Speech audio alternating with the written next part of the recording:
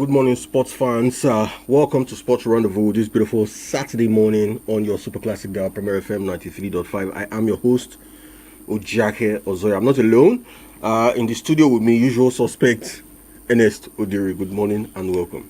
Yes, good morning, sports fans. It's so different today because all through the week you get to speak pidgin English all through and all that. But this time around, yes, sports fans, it's good to be here this morning. I hope you guys are doing very well. It's the weekend of sports. I mean, football activity is going to take place from today. Talking about the WAFCON taking place in Morocco, and a whole lot of things. You're welcome. Yeah, like you said today, we're keeping it strictly Commonwealth. Yes. All right, lots to talk about. Like Ernest said, we'll be taking a look at the World Athletics Under 20 Championship currently going on in the United States of America, Oregon to be precise. How Team Nigeria is faring. Not forgetting, Oji won a shot put for us, a 40-year stings that was broken.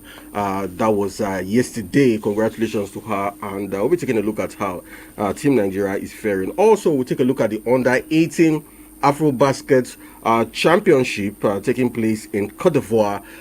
Team Nigeria, talking about the Junior Tigers, didn't get off to a good start with the issue of age cheating, MRI tests, not having complete players. They played a game yesterday. We'll be giving you updates on what happened and what to look forward to. But for the Junior Tigers, talking about the women, they've been doing good. They did good in their first game. They had another game yesterday. We're talking about that. And of course, looking forward to what to expect. And the news is the Nigerian Professional Football League is in full effect. August 28th, tentative date. And we'll be taking a look at the fixtures of the NPFL and all the talking points as regards Nigerian club football. And of course, the big one, which is the Women African Cup of Nations. We are in the business end of the tournament. It's knockout round, done with the group stage. Nigeria through to the quarterfinals. We're talking about the quarterfinal fixtures of all the matches to expect. And if time permits us, I will take a look at what's happening with Gianni Infantino, talking about the president of FIFA. Despite the apologies, it's looking like it's split down the middle because we have some federations backing Infantino while others are not with him. And of course, UEFA, they seem not to be loosening the noose around Infantino's neck. These are more coming your way this morning. Don't touch that dial. It's Premier FM 93.5. This is Sports Rendezvous.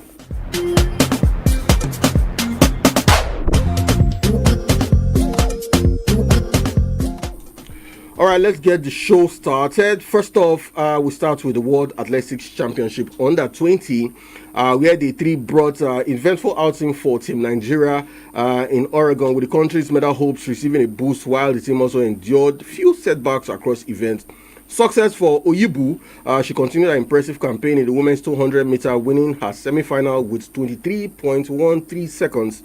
To book her place in the final, she finished ahead of South Africa's Rumboga, who clocked 23.18 seconds, securing Nigeria place in a medal race. So, medal hopeful for Nigeria 200 meters with success, Oyibu. And for Miracle Ezechukwu, however, the evening ended in heartbreak for her after producing a brilliant personal best of 22.61 seconds in her semi-final, but she was subsequently disqualified for a lane infringement, bringing an end to what would have been a promising campaign for Miracle Ezechukwu. And for Ezechukwu, earlier in the day, she had won her opening round heat in 23.34 seconds, but for Oyibu clocked a time of 23.04 seconds. So Nigeria, our hopes now back to 200 meters success Oyibu, while Miracle Ezechukwu in the 200 meters, she was disqualified for an infringement, which means she stepped out of her track to finish that race. So this thing that just happened now is very, very unfortunate. I must confess. I want to believe that her coaches. You should have coaches. We should still have at the back of our mind. These girls are teenagers. It's under 18. Yes, Experience also comes to play here. But getting to this level, for her to have been able to reach this level, that means she ought to have learned all this. You understand? And I believe that she has a personal coach that would have been putting her through on things like this. And maybe she was so excited about the fact that she was getting closer to the medals, to getting a very good medal. She was in the semi-final, going to the finals. To the final. All of a sudden, she didn't think of that particular breach that actually happened. It's so unfortunate that it happened. But we still have our prospects. Let us believe that the other guy, Oyinbo, will do us proud in this particular event. And don't forget that we should know that athletics is one of the backbones of Nigerian sports. We just hope that we continue to ignite passion in that regard. Other sporting activities, we should also get there. Good one for Nigeria there, no doubt. All right, a good one for Nigeria. While we expect more medals, we also are also looking at the 4x100 meter relay, where we have Team Nigeria also through to the finals.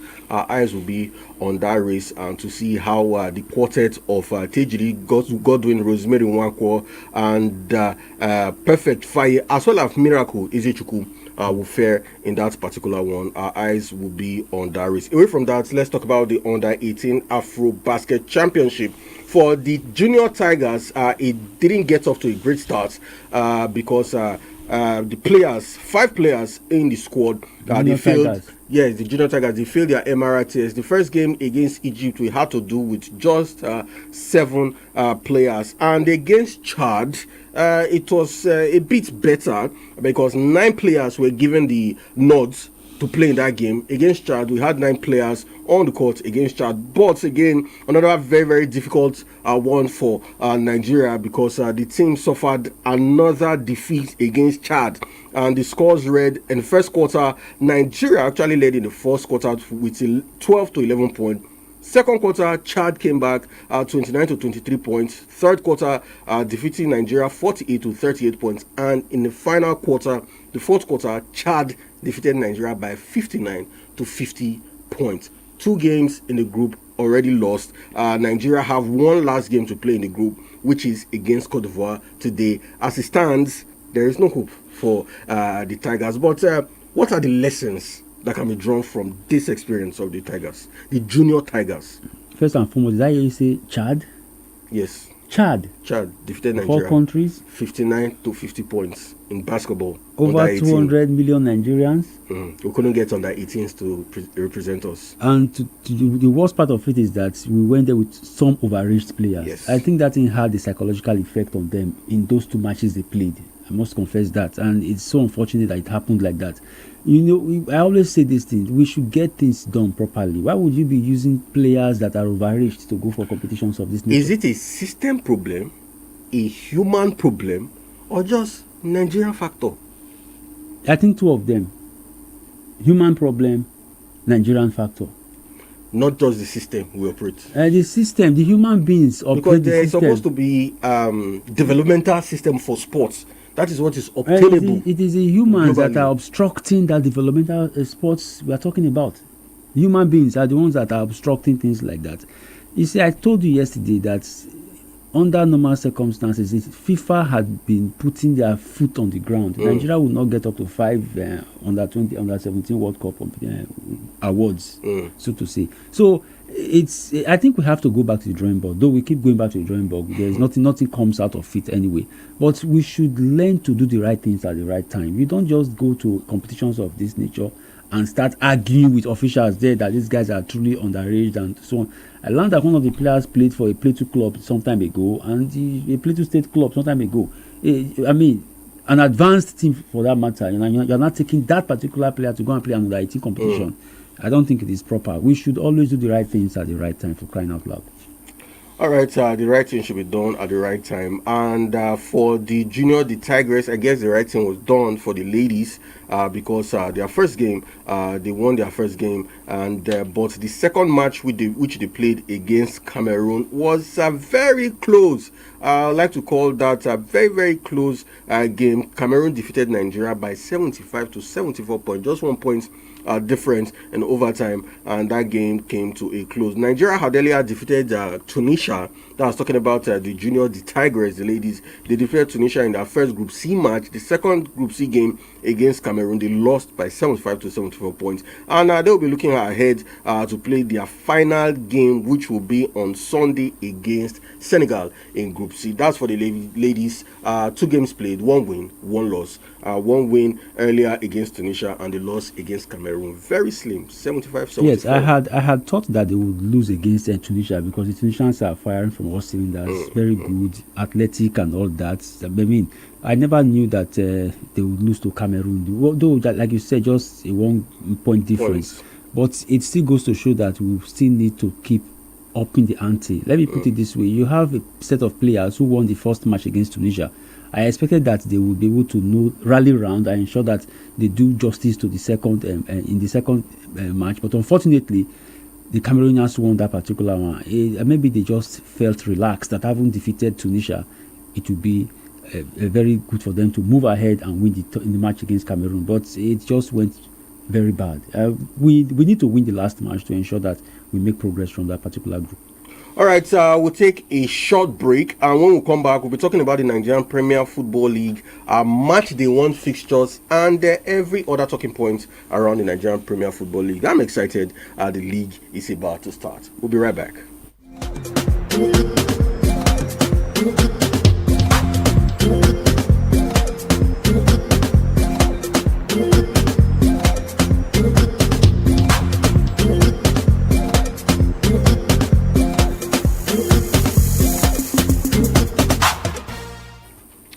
All right, the Nigerian Premier Football League, like I said earlier, is in full effect, 28th of August 2026. And we're taking a look at fixtures. For defending champions, Rangers, they will begin their defense of the Nigerian Premier Football League with a home game against Katsina United. That encounter is scheduled for Sunday, the 30th of August 2026. Now, the Flying Antelopes claimed the MPFL title for the 9th time last season and will be looking to make it a strong start to their title defense. Meanwhile, former champion Shooting Star Sports Club of Ibadan will face newly promoted Inter Lagos in the opening fixture of the 2026-2027 season. The Southwest Derby will take place at the Lake of Salami Stadium at Damasigba on Friday, the 28th August 2026. Now, that encounter will mark Inter Lagos' first ever appearance in the Nigerian top flight following their promotion from the Nigerian National League last season. Now, before I run through the remaining fixture for match day 1 in the MPFL, let us look at that Southwest Derby. The first for Inter Lagos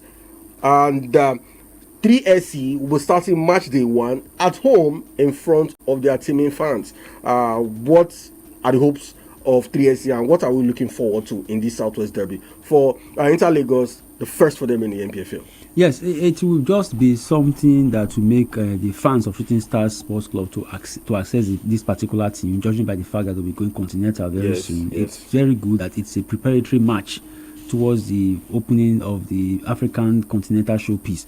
But I want to believe that it's something that Shooting Stars Sports Club should not take for granted. It's a match that should not take for granted. They should do everything possible to ensure that they put that to bed. Don't forget, winning your opening matches will always help make you have give you psychological effect as you go into other matches. It's a home game, Lekon Salami Sports Complex. It will give us an opportunity to assess this particular team very well and ensure that they do well. We also want to know their preparations towards the forthcoming Continental Showpiece. And don't forget, as we move higher in the league, we want to see how they can perform. It's always good to start your first match winning. To win, you need to win your first match. It will give you the psychological boost. Don't you think there will be pressure starting your first match at home in front of your fans? No, there's no pressure at all. Last season, they lost to Aqua United here. I can't remember, but last season, their first match, opening match, they lost to Aqua United here, and it was a painful 1-0 loss.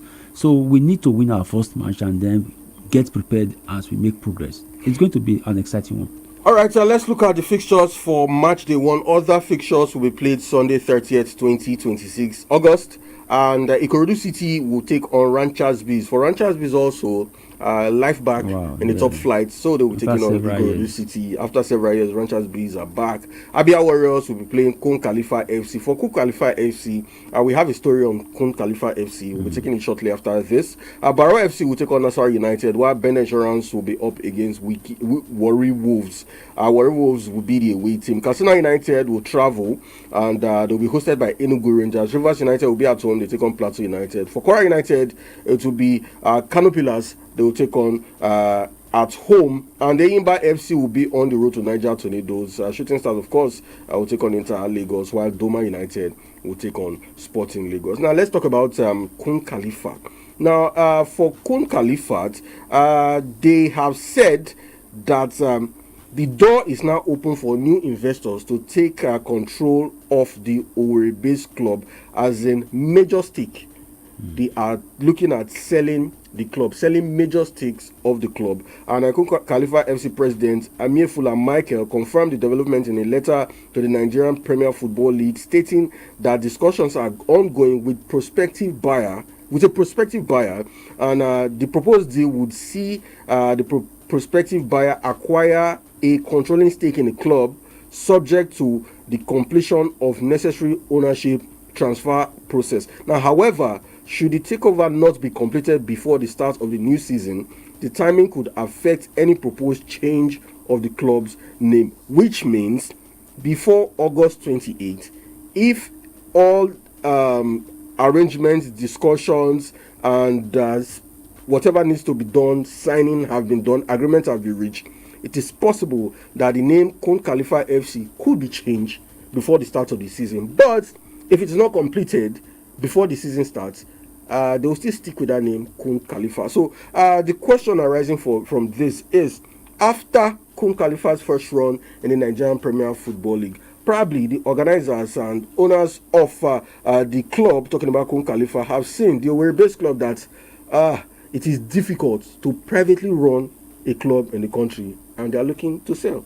You see, it's always proper for us to have private hands running football clubs in the country, because when you have all these, perhaps one of the reasons why we don't always have the best the Nigerian team that will go continental is because of the fact that many of these clubs are financed, state run, and so on and so forth. So it is really affecting them. I will be very happy if we have, although Kun Khalifa is a privately owned club, I will be very happy if this particular organization comes in, as it were, to take over before the start of the season, so that the club will get a further boost. I mean, it will encourage the players. We are talking about, according to the NPFL, 2 million naira per month for each of these players. So if it happens that we have a bigger could that be possibly one of the reasons that scared the current owners of the club and say, voila, it's just that thing has not been, that thing is not immediate. It's not something that will take place immediately.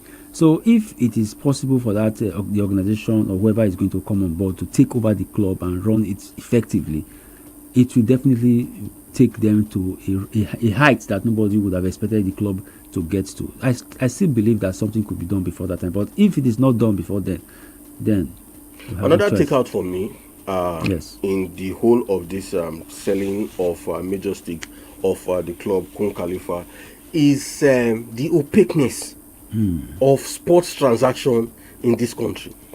Now, what is obtainable elsewhere is, if this kind of transaction is to take place, we would know the worth of the club first of all.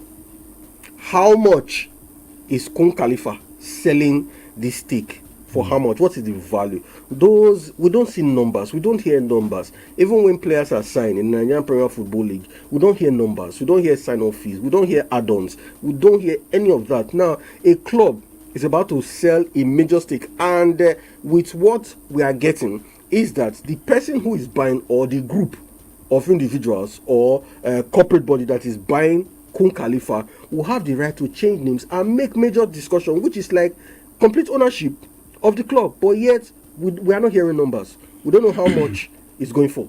We don't know anything. There might be other people, not while I'm saying this, there might be those outside the country, international bodies that are interested in sponsoring sports in Nigeria or buying clubs in Nigeria. They don't have details. How do you now sell or ensure for competitive bidding when things like this are about to be done? I blame the press.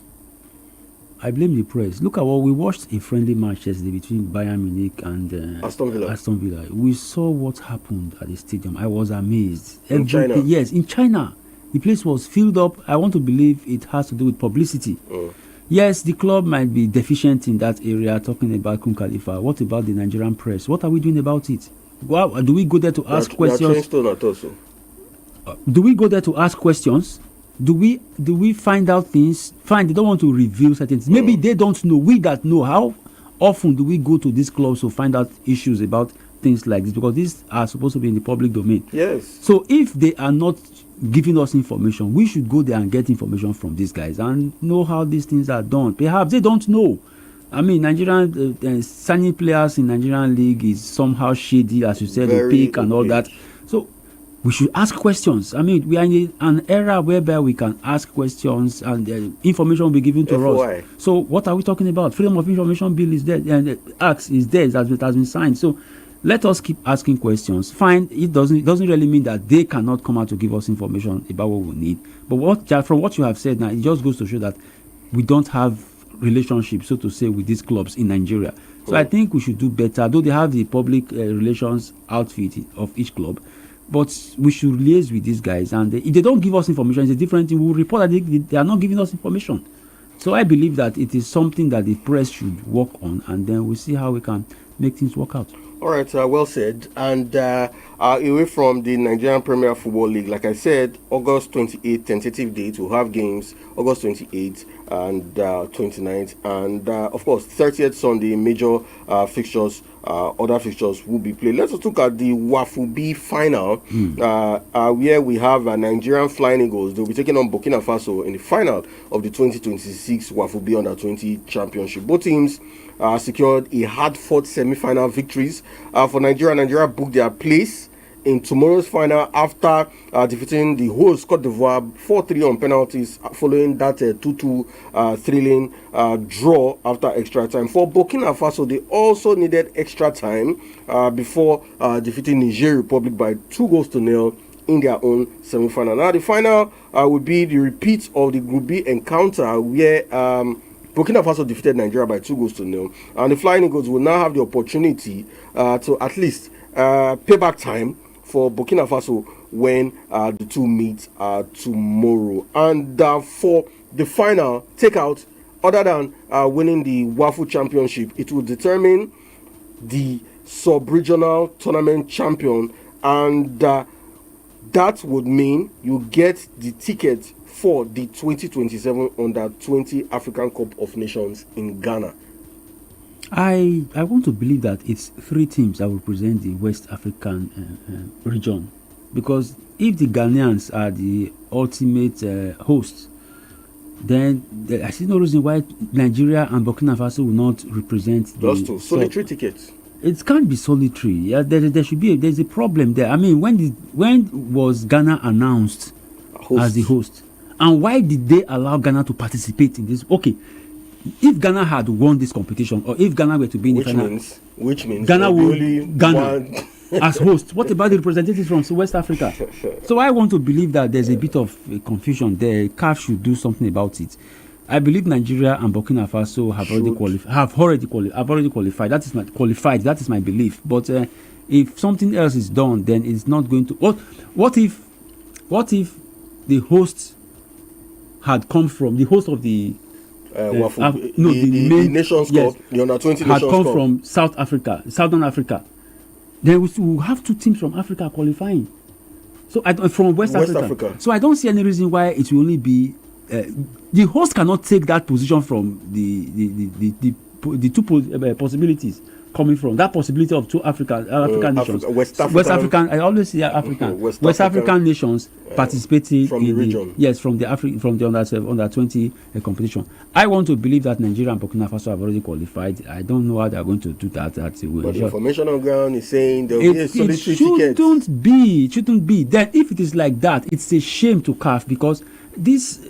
They have been a discussion about this WAFU arrangement. It is not the best. We are missing out the best legs from West Africa. Yeah, they are doing that. It's very okay. Now look at this. This WAFCON going up right now. Yeah. WAFCON going on. You have Cameroon in the quarterfinals. You have Nigeria. Yeah. You have Ghana. What if we had made it sub-regional qualifications That before means going to the either Nations Cup? Cameroon, Ghana, or Nigeria Would have been out. So I don't think We won't get that powerful it is representation. not fair at all. I think we are undoing ourselves, so to say. I mean, look at Nigeria. We have not been able to qualify for the under 17 championship for a very long time because of all this micromanagement of the regional it's football. very, very bad. I think it's envy on the part of the larger African body. All right, let's talk about WAFCON. Super Falcons head coach Justin Madugu has vowed to address his side's defensive shortcomings at the ongoing 2026 Women African Cup of Nations. Defending champions have been impressive going forward, scoring a tournament high of 9 goals in their 3 group matches. However, Nigeria have struggled defensively, conceding 5 goals during the group stage. Now, that represents an unusual defensive record for the Super Falcons, who conceded just 3 goals in 6 matches on their way to winning the title in the previous edition of the competition, also hosted by Morocco. Madugu admitted that his side have conceded avoidable goals and described the situation as a major concern that must be addressed as the tournament progresses. The last match Nigeria played, I think Madugu addressed the issue of the goalkeeping, because we saw Nandozie sticking to her lines this time. And there were no more of those silly errors, other than the issue we had with Dimei, who got a red card in that match against Zambia for holding on to what's her name now? The Zambian Banda, for holding on to Banda. And after she got a red card, Banda did not trouble Nigeria at all. So I really didn't understand why Dimei had to go hard on Banda like that, because in the remainder of the game, Banda was nowhere to be found. The Nigerian team against Zambia was very disciplined team. Very disciplined. Better than the team that played Malawi, better also than the team that played against Egypt. They were so complacent in the match against Egypt. Even though we won, they felt that they were going to win. They knew they were going to win. We all knew they were going to win. But I think they were just pouring forward because of the goals difference. They felt it was going to be a goals difference of the team, and they left the backside and so on and so forth. That was why the Egyptians were clinical in that match. Unfortunately, they conceded goals. Their passes were accurate and all that, so they had to score.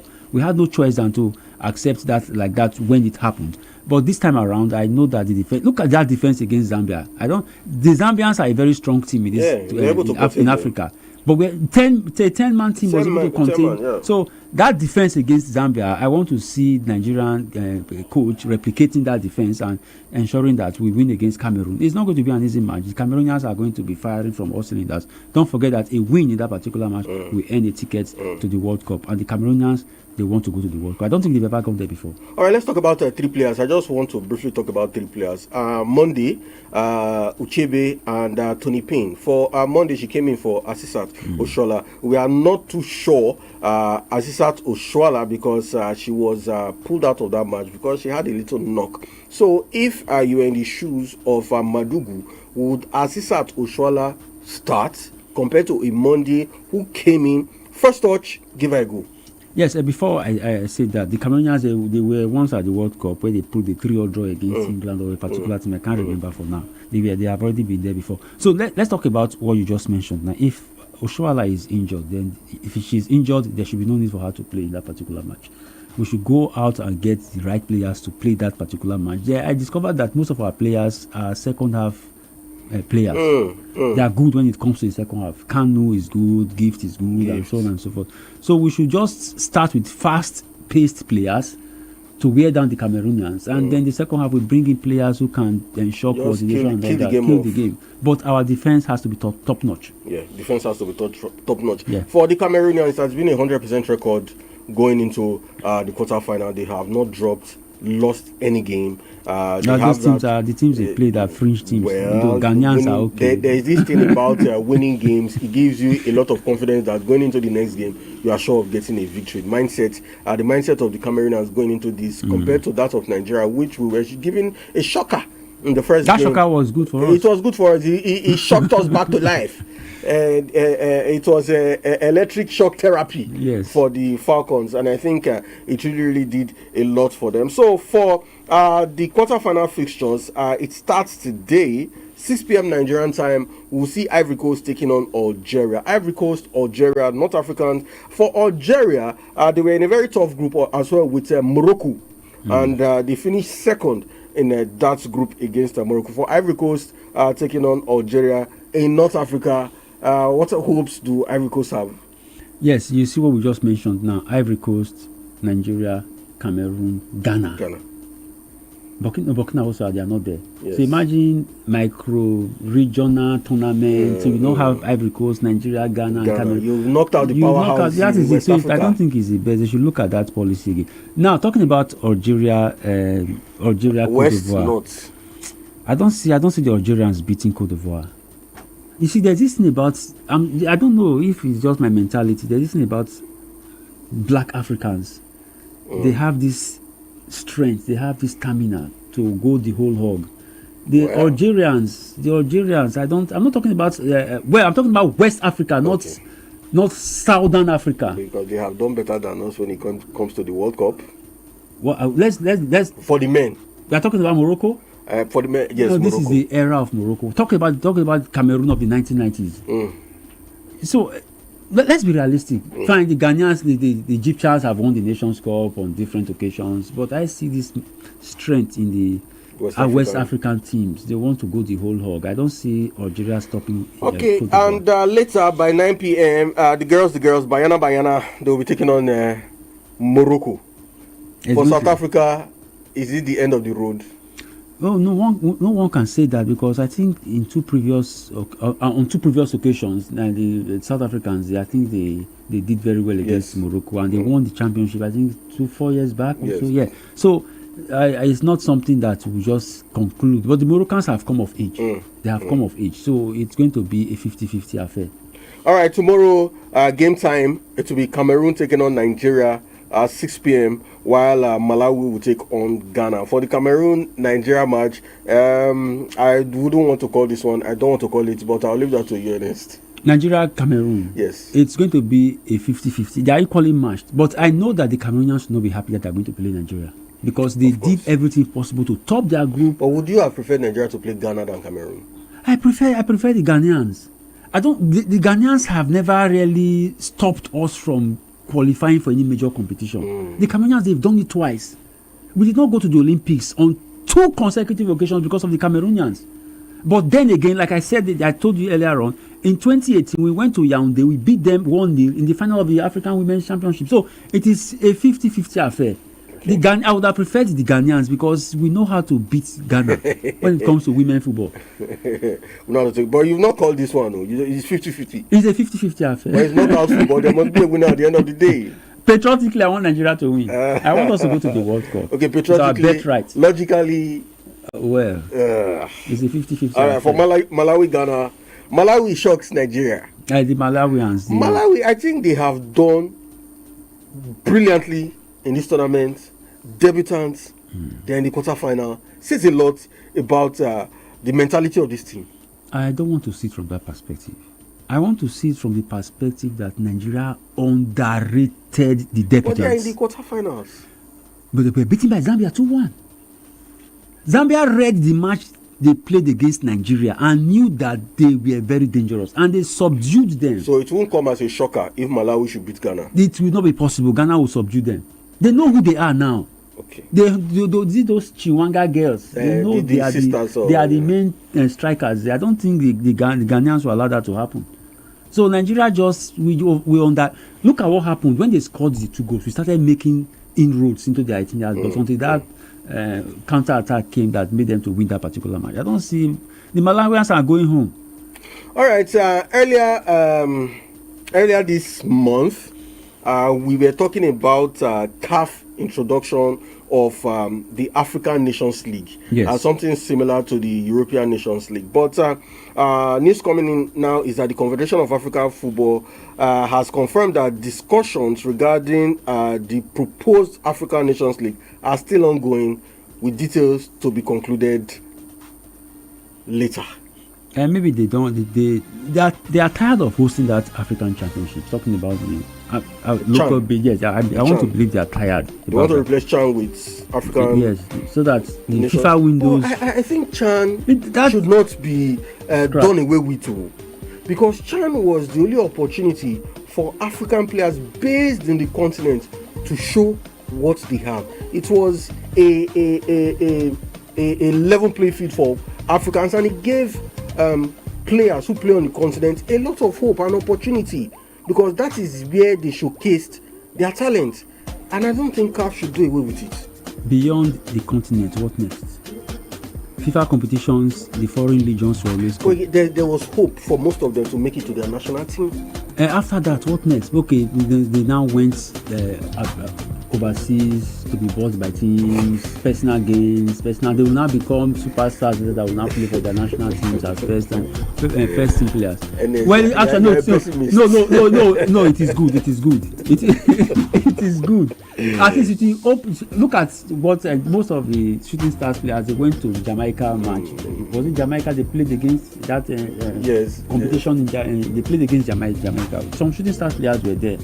So it's good. Let's hope. But what happens during the FIFA windows that other countries will be fine-tuning their skills? Yeah. And then when we don't have our own version, when it comes to World Cup competitions, Morocco cannot go beyond the quarterfinals. Nigeria cannot qualify. So let these same players that ply their trades in Europe, that play for us when FIFA competitions come up, let them come back home and play in the Nations League, so that we will fine-tune everything and our coach will not be idle.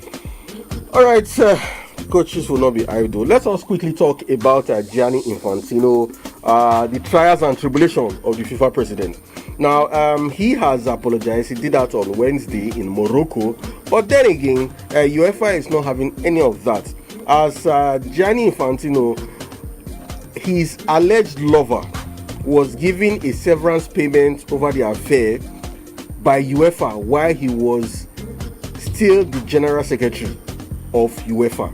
Now, a spokesperson for the now FIFA president was reported to have told press that Infantino strongly denies categorically these allegations, saying they are untrue. UEFA, for whom Infantino was general secretary from 2009 to 2016, issued a statement confirming a departure payment was made to the individual in question, that is his girlfriend/lover. The allegation come as Infantino fights for his future as FIFA president following his aborted plans to sell stakes in the World Cup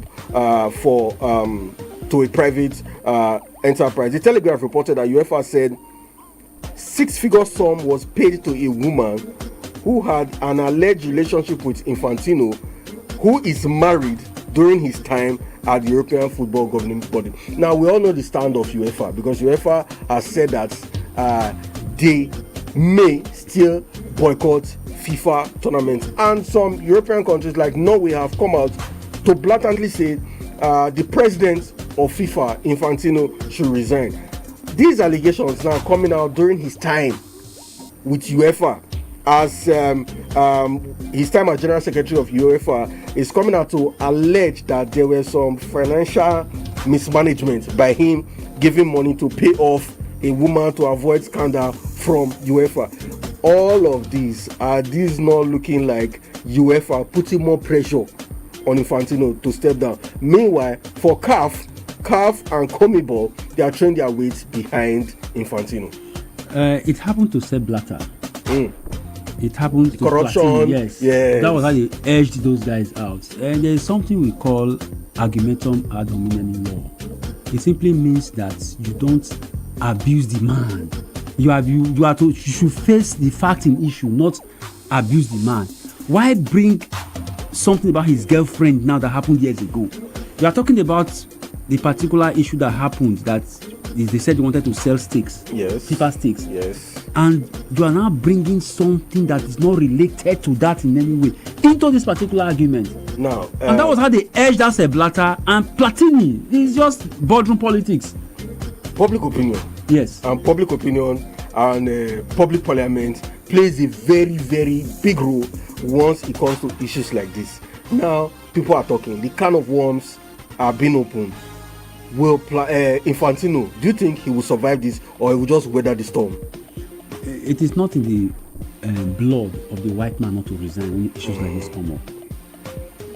He may decide to just step aside, but if you are bringing something that is completely different from what is on ground, except you find him guilty based on what is on ground, whatever he paid to his girlfriend that you are just alleging now is statute bad. He has denied it, but UEFA is saying 6 figures, which means the money ran into millions. Then they should bring it out. A woman. They should bring it out. Why now? They should allege them as well. If Infantino should allege them, they should. Why are they bringing it up now? The heat is on for Infantino. I know they want him out. They want him out. They want him out. Will the support from CAF and then CONMEBOL be strong enough for that powerful European bloc? Never. And not forgetting the Asian Football Confederation also are not in support of Infantino. And we have the Americans, CONMEBOL, and the Africans, CAF, supporting Infantino. Would that be enough? If he were to be somebody like Trump, Trump is in support of him. I know, as in the kind of the way ruggedness and everything of Trump. I believe he would have been able. That guy is too gentle. Maybe he will just throw in the towel. I think Infantino is too gentle, might not survive this one. Yes. All right, before we go quickly, let's just talk about this one. When this news broke, that was Yan Diomande signed from RB Leipzig to Real Madrid for $144 million, which has made him the highest paid African footballer currently. Diomande from RB Leipzig to Real Madrid, the second African player, which is even close to anything to what Diomande is getting paid, is Nicolas Pepe of Arsenal, $92 million. So we are saying African players, are they coming of age now where they are getting the respect they really deserve? An African player going to Real Madrid signing for such amount. Good one for the African. I'm happy that the amount is huge and it's going to give him confidence. But let's be realistic. Which of these guys is better than Victor Osimhen? Topic for another day. All right, this is the convenient point. We'll be calling it quits on Sports Rendezvous this beautiful Saturday morning. I've been your host, Ujake Ozoya, doing this with Ernest Udiri. Till when next we come your way, have yourselves a very lovely weekend. Be a sportsman, always play fair, and bye for now.